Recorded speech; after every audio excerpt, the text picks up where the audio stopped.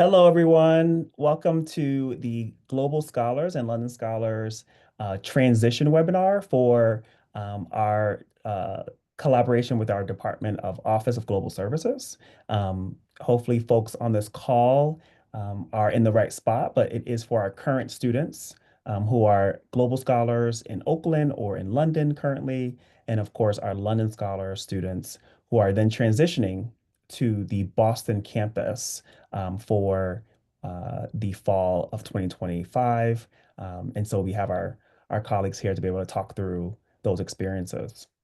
I'm going to give folks maybe 30 more seconds to make their way in, and then we'll go ahead and get started.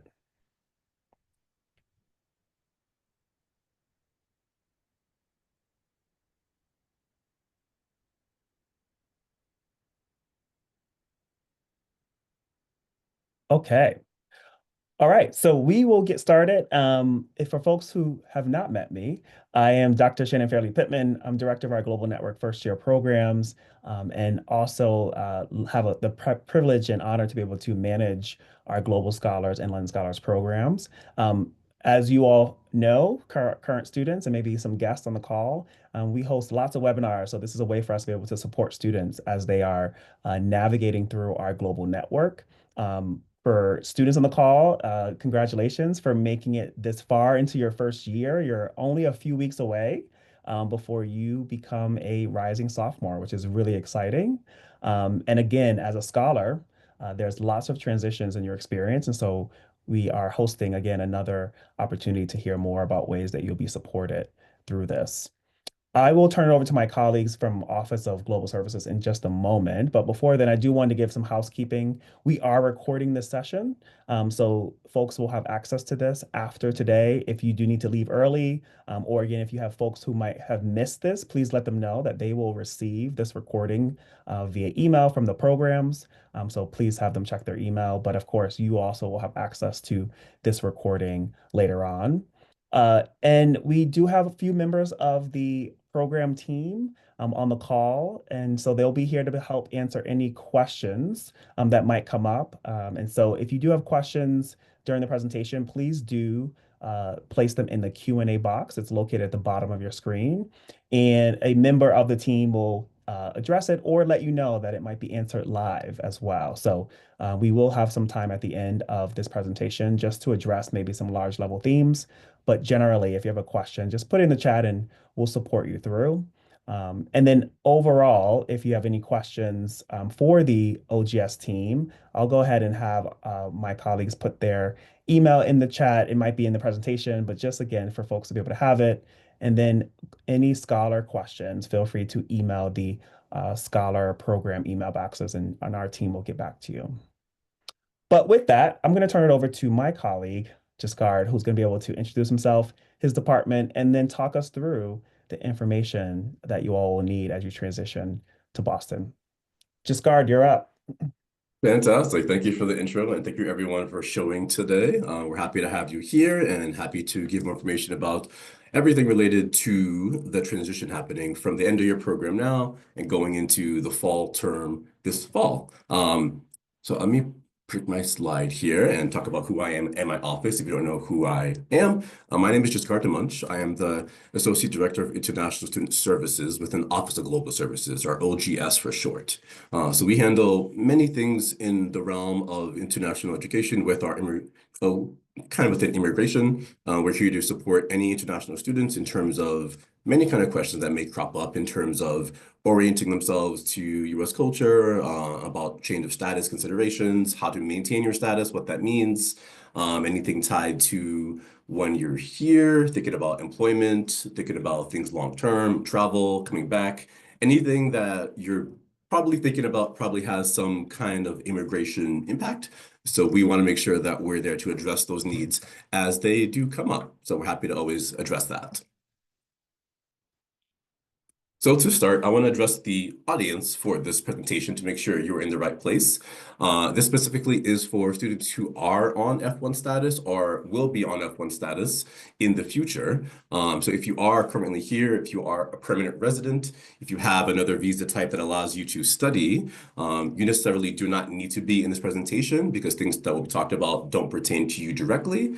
But if you have an intention of changing your status, to F1 status, that might be something you may want to stick around for. So just want to make sure you're in the right place for this presentation.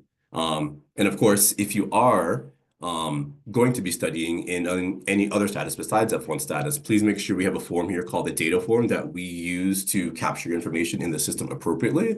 So make sure you do fill out that form. And you will get a copy of the presentation after the session is over. So just make sure you are able to access the e-forms easily. We have them in many of these slides here, so just check that out. With that said, I want to talk about the transition beginning in terms of what's happening now. As we know, you're at the end of your spring term now, you've come a long way, and we want to make sure that you're prepared for the next final step to be able to transition your status into the fall for your next step in your journey here. I-20s that we have are date specific and are captured tied to what your intentions are. So for based off of what program you're in now, you have different options to move forward to make sure you're doing the next appropriate step. If you are a global scholar student, you have a process called a change of degree level I-20 request. Ultimately, you are changing your current I-20 status that has been already issued to a new one into the fall term. This, I know you had multiple iterations of I-20 requests already, and this will be essentially the final one for this stage to make sure you're able to enter into your rising sophomore status as a fall. As for London scholars, we do have the pre-arrival I-20 request form that you would need to complete, ultimately beginning the journey to activate and start your F1 status inside of the US. And this process does require some information from you in terms of either financial information or things tied to what your plans are. So we'll talk about that a little bit later on this presentation, but I want to make sure that you have the access to know exactly where you need to go from this main slide point right over here. So from there, I want to break down kind of the similarities of how to prepare for the I-20 request itself, what documents you need, what you need to be aware of while you're gathering them, and things like that. So first question we have highlighted here, what documents do you need for your I-20 request, essentially? Number one, we do need a copy of your unexpired passport to showcase information about you specifically. This passport should be expiring 6 months into the future or greater from the term start date. So from September, you should have a passport that is valid 6 months prior to that date. So just keep that in mind. And that is an important thing you would have to keep in mind for the future while you're studying actively as well, as your passport is a valid document that has to be maintained while you are actively studying inside of the US. So we'll highlight that as time goes on, but I want to stress that point right in the beginning here as well. Number two, there is proof required for financial documentation up to 1 term or 1 year of study in your program. So this should be showcased as funds must be liquid in nature. So they can't be funds that are not easily accessible or cannot be moved. They must be issued within 1 year of that start date in September. So if you have or had previously had a document that you used for applying for an I-20, maybe if you're a global scholar student who started in the fall, you may have a document that was issued back then that may not be valid anymore. So make sure you are checking the issuance date on that document, that it is at least 1 year from the start date this September to be able to be used. Funding doesn't have to be frozen or have a maturity date if that's something you are considering. Ultimately speaking, we understand that these may be options that you have for your own benefits, and that's totally fine, but that's not a requirement for us to do our part to issue an I-20 for you. So please keep that in mind. Also, if your funds are not in USD, we do request that you submit a currency converter to showcase that funding amount. It'll be showcased on the I-20 request itself as an option to click and to adjust. So make sure you are including that if that is something that you are submitting to our office. And as always, we do have a link here that highlights kind of all of the intricacies of what is expected for this process. So definitely take your time, click the link, read it thoroughly, make sure everything there makes sense, and then go forward with that process so we're able to approve everything smoothly. Speaking of that, the next question that comes up very often is how much do I need to actually show when I'm submitting this actual application to your office? So number one, as we mentioned, we are capturing up to 1 academic year or 2 semesters worth of study to issue the I-20 on your behalf. So we have the funding info here about tuition and fees, living expenses, and the total amount that's required to be shown. As you can see, the total amount needed to be shown for this would be 95,131 on that statement that you're submitting to our office. And likewise, as I mentioned before, we also have the link here that highlights more of the intricacies of how that's broken down and what's needed. So definitely check out these two links to really dig deep into what's needed to go forward with that part of the request. Okay. So after you submit everything, what happens next, basically? Based on the program that you're in, there are two different things that may be happening here. Number one, if you are a global scholar student, the I-20 processing for your fall I-20 depends on your last term of study within now until the end of the summer if you're studying inside the US. So ultimately speaking, if you are finishing your term in the spring and you're not studying during the summer at all, then you would have an I-20 that will be issued probably shortly after your program ends during the spring. However, if you choose to study in the summer, and we issued an I-20 for you for the summer because you were studying inside the US on ground at Northeastern, then we'd issue the new I-20 sometime after that term ends. So if you're studying for summer one, it'll be done after summer one ends. Summer two, same thing happening in this situation. For London scholars who are here, ultimately, at the end of this current term, we will begin the process of issuing those I-20 documents for you. So ultimately speaking, currently right now, we're beginning the process in April to prepare for what's been submitted and begin the process of processing them fairly soon. So if you have submitted already, you'll get updates from us within the next week or so to understand what's happening with your application, because now that we're at the end of the timeline to gather, we're able to process them fairly soon. So this is kind of the timeline to keep in mind. Yeah, of course, if anything changes in your plan, let us know, and we could always understand how to advise you further. But as of now, that's what the plan should look like.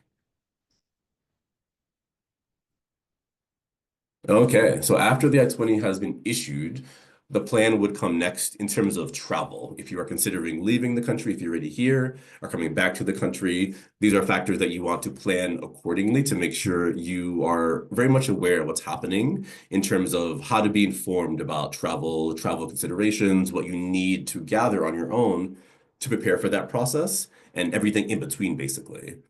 We have a number of resources that we do have ultimately to showcase what you should be aware of. And these resources may be living and changing as time goes on for minor changes that happen for travel. So I always recommend when you are considering travel, check out the resources that we have. And also when you are nearing your actual travel date, to check them once more to make sure you're up to date with what's happening. Some things do change here and there, and I want to make sure you're actively prepared to handle whatever may come when it comes to travel. So very earnestly ask you all to make sure you're checking those documents when you can to make sure you're very clear on the expectations.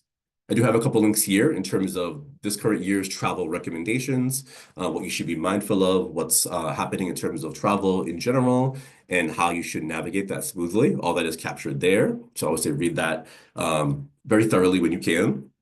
Number two, we have a link here to kind of required documentation that students may have or should have in some shape or form when they are either traveling to the US or while you're inside the US itself, just to make sure that you are always having proof of your status is important. So make sure you have that.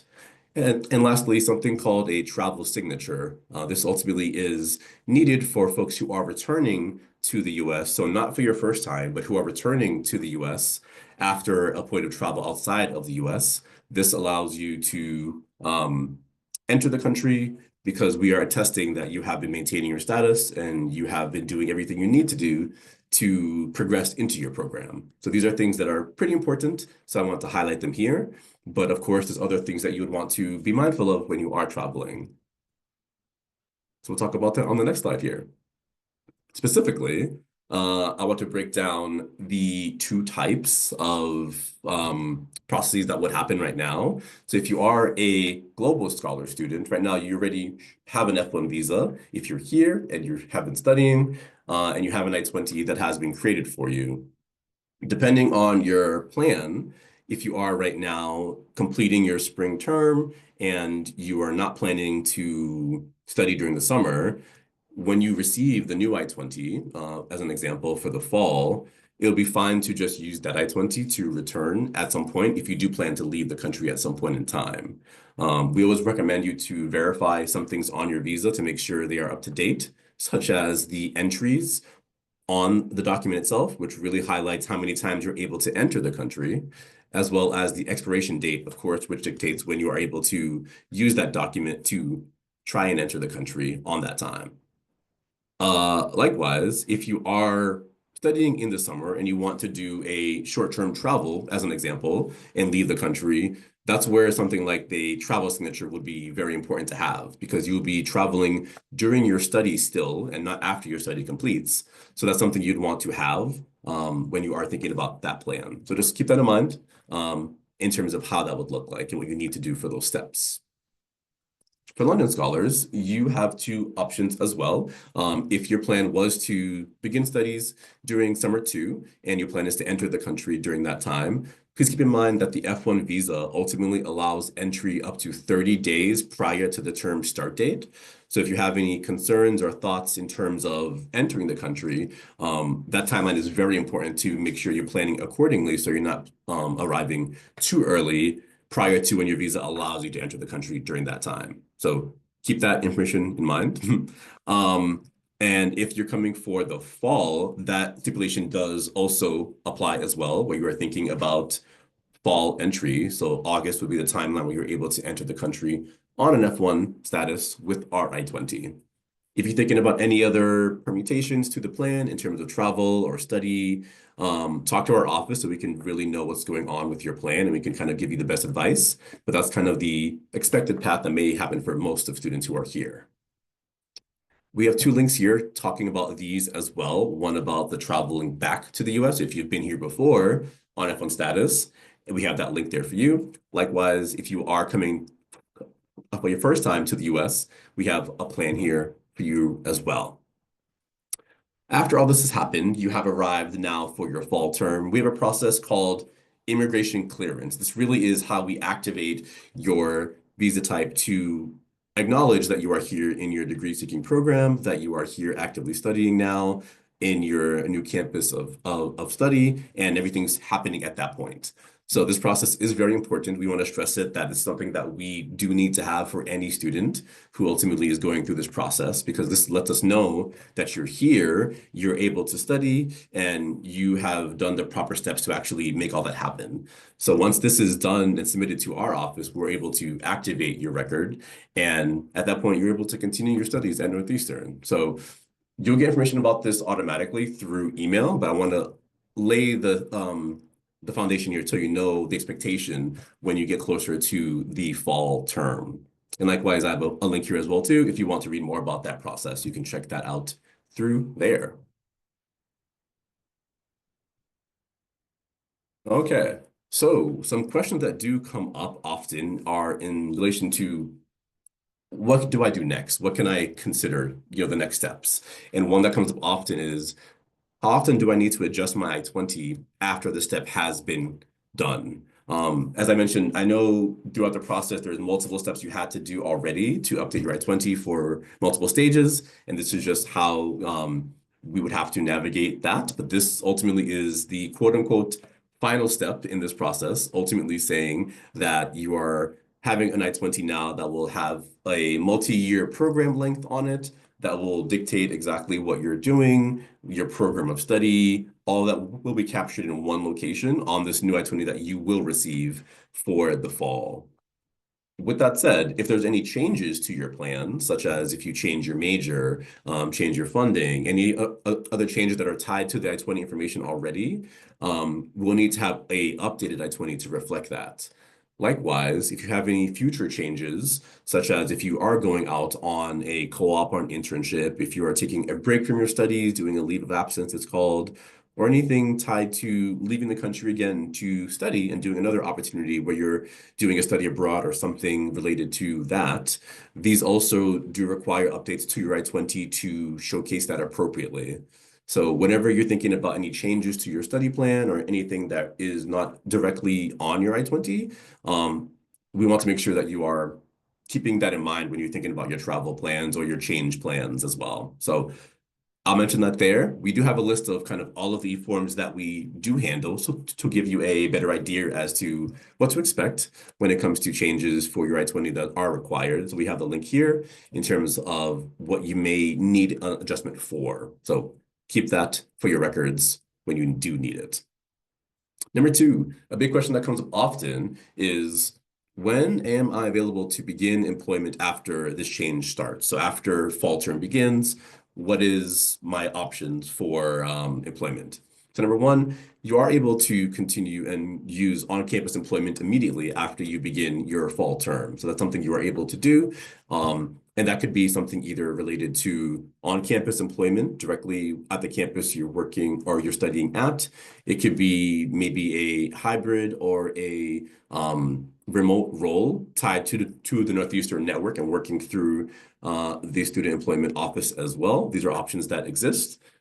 But of course, on-campus employment does have the restriction during terms of study that you have to do it on a part-time basis, so less than 20 hours is ultimately the standard there. If you're thinking about long term, though, thinking about, okay, I want to look at internships or co-ops later and figure out what plans that may look like, you would need to study in this new status that you are starting in the fall for at least 2 semesters to qualify for these options. We call it curricular practical training, or CPT for short. This ultimately is how we authorize the immigration matters to allow you to take that step to do any kind of curricular training, either on or off campus. These are strictly immigration rules, though, so you may have academic criteria that's a little different in terms of what you need to achieve, in terms of credits earned, in terms of length of time studied within the program. So these are all things that you need to talk with your department about, excuse me. But immigration-wise, we expect the earliest time to begin this process would be for summer 2026. Once again, we do have links here that talk about these things in more detail, especially the ins and outs of what you may be considering when you're looking at things tied to employment. But I want to make sure we're talking about this now because I know it is a big topic for many students who are thinking about what plans they want to pursue and how they go about getting that process done.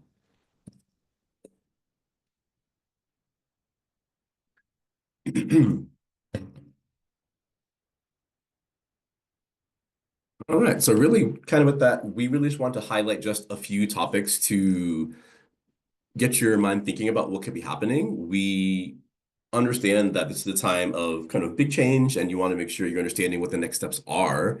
Our goal really for today is to highlight a few topics that may help with your next steps of thinking and really open the floor for any kind of question because I know it is the end of this term. Pretty soon you may have questions that are on top of mind that you would want some clarity on. So our opportunity here is to really, talk about a little bit about what the next steps are, but also to field any kind of questions that may be happening. So of course, in terms of how to contact us outside of this webinar, of course, we have our website. Our main website is really good for many, many reasons. International.northeastern.edu/OGS.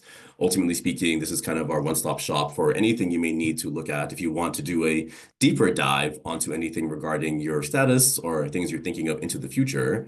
We also have an inquiry form that we receive most of our questions from students who are thinking about a variety of things. And this helps us really to have any available individual on our team handle these kind of questions. So it wouldn't be just to one person, but can go to anyone who's able to handle those questions. So it does help out with the timeliness of some responses usually.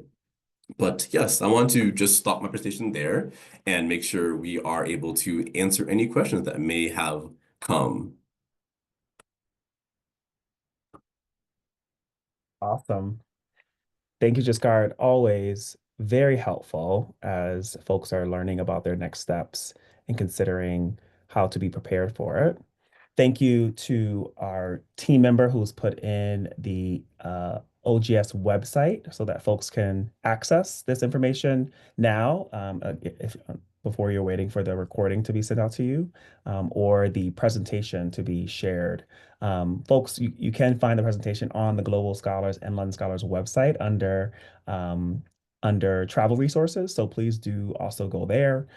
So many spaces for you to be able to get this information. And of course, following up with the OGS email and department is also very helpful for you. But with that, thinking about questions in the chat, just Guard, if you maybe want to just help folks understand or direct them to the right information on how they might start their I-20 process. Yeah, absolutely. I can go back to a couple slides here too, but on the, where is it? Boom, boom, boom. Here we go. Yeah. So depending on the program that you're in, we have these two links to really go for the next step in terms of how to apply for the new I-20. So if you're a global scholar student, we do have the change of degree level I-20 process that you would need to do. And this link here directly would be the one to bring you to that location. Likewise, if you're a London Scholar student, we do have the pre-arrival I-20 request form that you would need to do to get that as well. So it depends on what program you're in, but each process will be kind of clearly outlined once you begin the process through that link. And yeah, we'll definitely be able to send out information so you can easily access what those links are. But if you are able to either take a screenshot of this or access it, we're able to, that's how you begin that process for that. Very helpful. Um, And then I guess there's another question that's related to when might they receive the I-20? I'm sure it's based on when you submit information, but maybe if you can just give Mhm. the timelines. Of course, of course, of course. Yeah. So if you're a London Scholar student, if you have submitted your application already to OGS, we are able to begin the process fairly soon, within the next week or so, to process that new I-20 for you.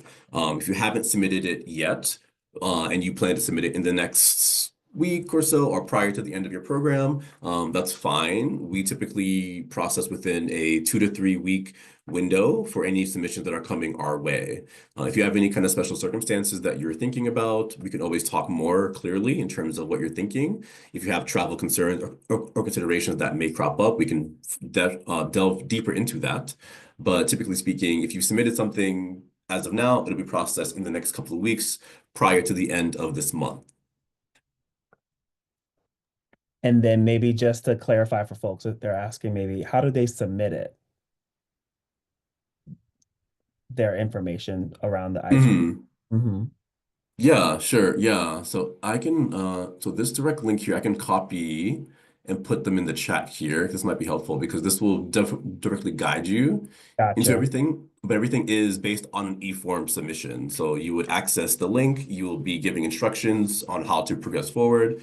You will then click on the document to open an e-form, which will ask you further questions on things about your status, things about what you need to do to submit. We talked about the financial documentation already and your passport. These will be asked of you to upload to that application. So everything kind of starts from the process here for accessing the link and then going forward from that. That's very helpful, just guard.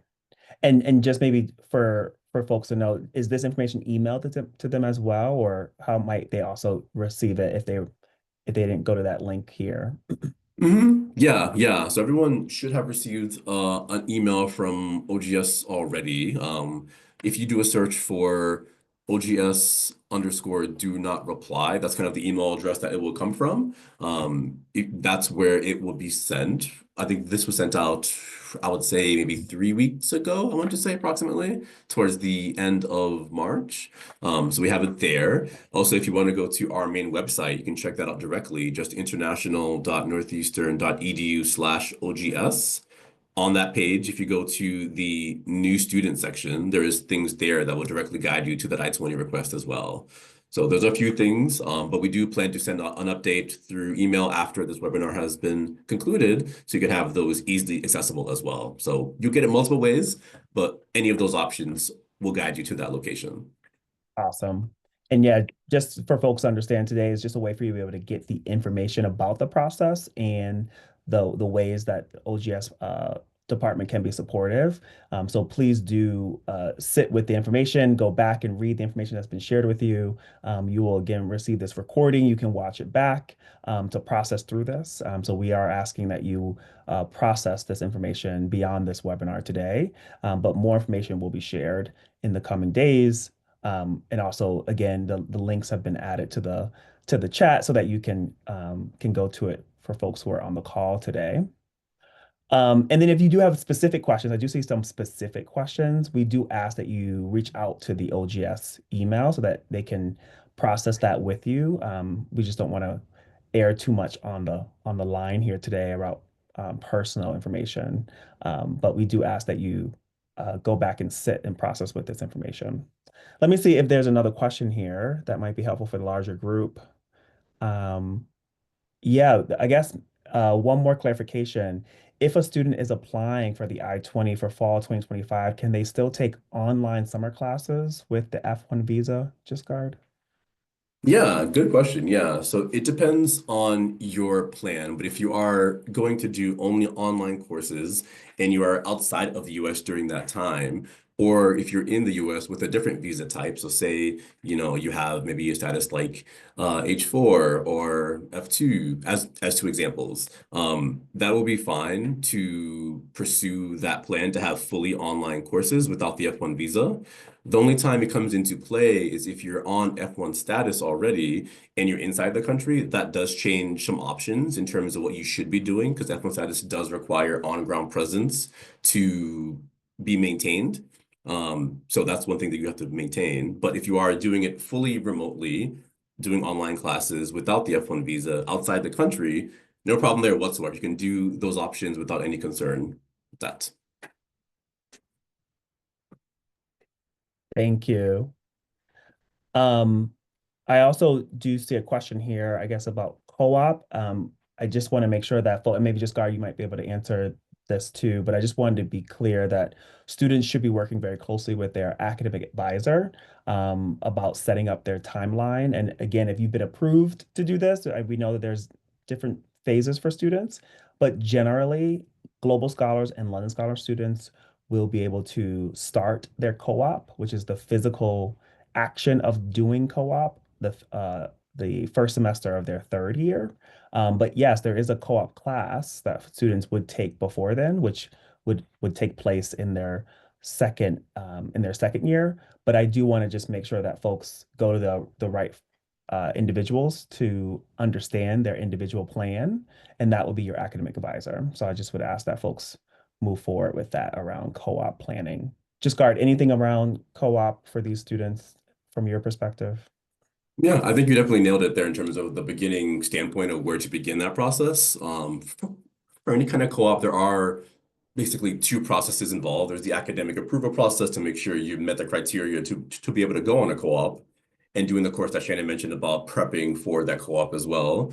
And then there's the immigration approval process, ultimately from our office to make sure you're authorized on your F1 status to be able to work on that status. So they're kind of two parts that go hand in hand, but they work with different departments that ultimately come together at the end.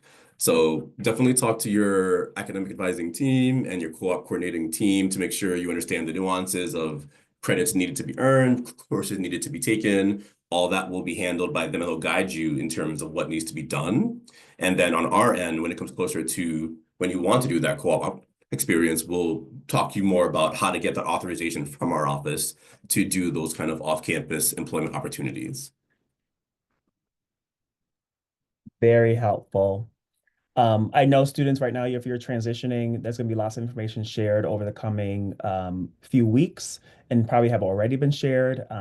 If you're in Oakland, you should be working with your Oakland advisor right now just to maybe ask some questions that before you leave campus. If you're in London, you should be working with your London advisor on in London in terms of those lingering questions. But again, as you're transitioning to Boston, you should be hearing from your Boston college advisor, and they have their own process that they will be working with you over the summer.